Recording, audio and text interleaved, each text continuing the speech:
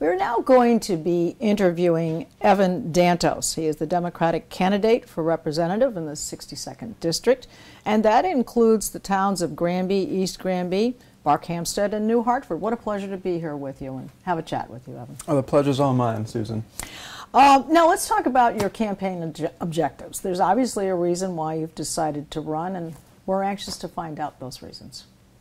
Well, I'm running on a nonpartisan agenda. I think the government needs people with common sense. I'm not saying that those that are in government don't have it.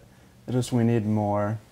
Fresh ideas? Yes. Fresh ideas. New way of looking at things. Right. And Democrat or Republican, we need bipartisanship. We need to work together and compromise. I would rather have all of the people be mildly happy than half ecstatic and half angry.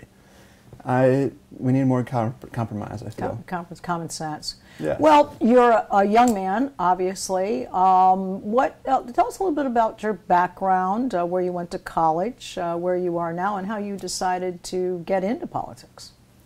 Well, I went to UConn, and before that, Granby Public High School and all the Granby Public School systems. And I started out as a mechanical engineer, actually, and in the Air Force. So what made you shift?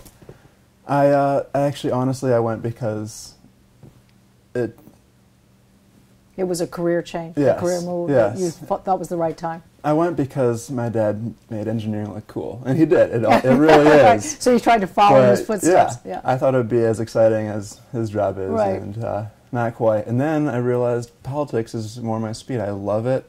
I did not like the direction we've been going, especially because in my switch, it was 2008, we're collapsing, and I was a sophomore wondering, what are my job opportunities going to be like? And lo and behold, myself included and my peers, there is nothing. And those that do find jobs are going elsewhere, out of state. Our talent is leaving, and it's just a bad situation all around. Now, how did you decide to go to UConn? You were interested in sports, or there was some other reason why you went there? Or? No, actually I went to two orientations, St. Joe's University in Philadelphia and UConn. But I just loved the state, and I wanted to stay close to home. And it's a great school, and I made a great choice, I feel like. And you were there on scholarship? Yes, I was. I had the ROTC scholarship. You're way too modest. You're not even mentioning it. Well, thank you. Unfortunately, that didn't last too long. I had to withdraw from his first semester after a knee injury. And because I left school, I couldn't continue with the ROTC. And the next semester, I came back, and this time I was a political science major. Yes. All right. So you're following up. This is your career path then. It is, and I couldn't be more excited about it. I love it. Good. All right. Well, two key challenges for Connecticut. Our state. Our state is in trouble financially. We've got a $144 million deficit. We are actually 7th from the bottom out of 50 states in as far as business ranking goes, and trying to get new businesses in here. California being the worst. Texas is #1. What do you see, what can we do, what would you think would be the right things in order to get us to move up and be more attractive? Right now, even before we can concern ourselves with the economy and business growth, we need to just get control of this deficit.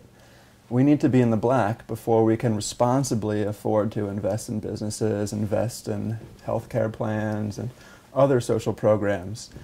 We need to be get our act together. Spenders. Yes. Like I'll give an anecdote. When I was in college, I was on a fixed income. I was supporting myself, my apartment, on an IT consultant's part-time salary. And I couldn't afford chicken dinners after a certain point. So I went down you ate what you could afford to eat? Yeah. I was eating beans and sloppy joes for months. And I didn't ask my parents for more money. I didn't take out more loans. And because of that, I graduated with some, but not nearly as many loans as other people. So you majored in poli-sci and minored in finance. You could say that. All right.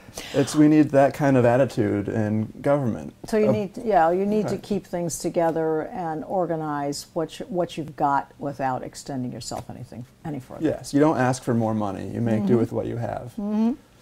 All right, we currently have something that's being looked at. HOV lanes, they're going to add tolls. Do you see this as a plug to help with this deficit? Is that what you think this is for? Or how would you handle that situation? Well, I'll say I am for tolls to a certain extent. It's more money can't hurt, certainly, but it's not nearly enough to cause a noticeable difference. Is it fair to the Connecticut residents?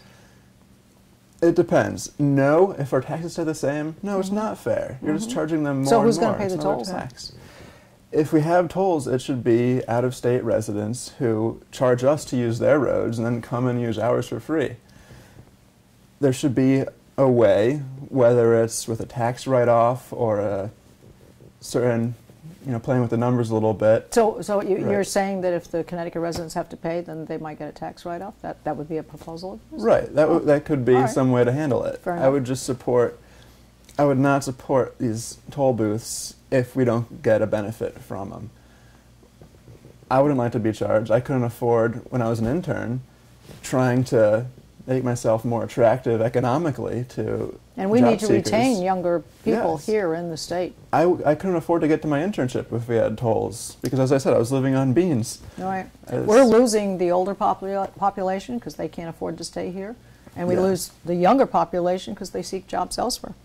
All right, with all these issues that are facing the state, you do seem to have a bipartisan attitude, and what would you see as the right way going forward? What legislation would you like to see to get a more bipartisan working together attitude? I think we need, like I said earlier, common sense legislation. We need to focus on one thing at a time, sorted by priority. We can't do anything responsibly unless we fix our deficit. That's priority one. We're not going to have any people to affect change or to vote for us politicians if they're all leaving the state. So then we need to fix the economy, priority two. And then we can concentrate on the healthcare system and protecting the well-being of our people, and then other social programs. So you do feel Obamacare is the right way to go, but we need to address the issues of the cost involved in that. Yes. I think the government is responsible for the safety of their people. You can argue maybe that's just for foreign aggressors. Or I think it expands to health. We need to be protected by health, and that's the government's responsibility to care for the people that make government happen. Well, it's been short, but it's been very informative to hear what you've had to say, and we very much appreciate the time you've given us, and I thank you very much. Thank you it's for a pleasure. A pleasure. All mine. In order that you can follow Evan on his campaign trail, catch him on Facebook.com/Evan Socrates Dantos.